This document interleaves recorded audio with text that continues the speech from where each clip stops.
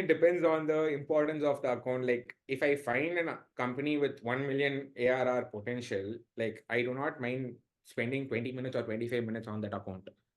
And with an enterprise account, like I need to spend more time in like multiple different personas as well, right? So again, I would believe this comes in as a question of how good the account is for your organization. And again, see, SMB is a volume game. So I would say SMB, it's more about relevance than personalization. Whereas when it goes up market into mid market and enterprise, that's where personalization comes a little bit more into like equation. And again, a personalization can be broken down into categories. This is how you use templates better. So now I think I gave you an example of company grew by this much X amount of percentage as a trigger, right? So if I'm using this as a trigger, all I have to build is one template for this and build 2, 3 different versions of it. And I'm still going to personalize, but at a mass, like more mass scale, because I have built a template for it. See, ideally, I think personalization is important enough, like in the first 2 lines, wherein you're showing the prospect, hey, you know what? I am reaching out to you because I've done the work. Like Makes I know sense. what is there, like what's happening in your company.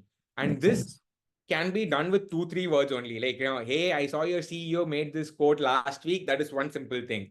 Hey, you have employees in XYZ countries from LinkedIn. That is like, these are all very simple personalizations, but a lot of value in showing that you have done the research.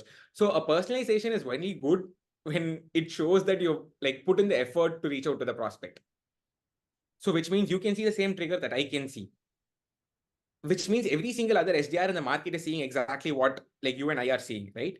So this is where insights come into it. Like everybody can gather information on personalizing, but like how can you derive insights and then show it as personalization? That differentiates the good SDRs from bad SDRs. Let's say you've grown by 40%, like in terms of revenue, but your operating profit has dropped by 20%.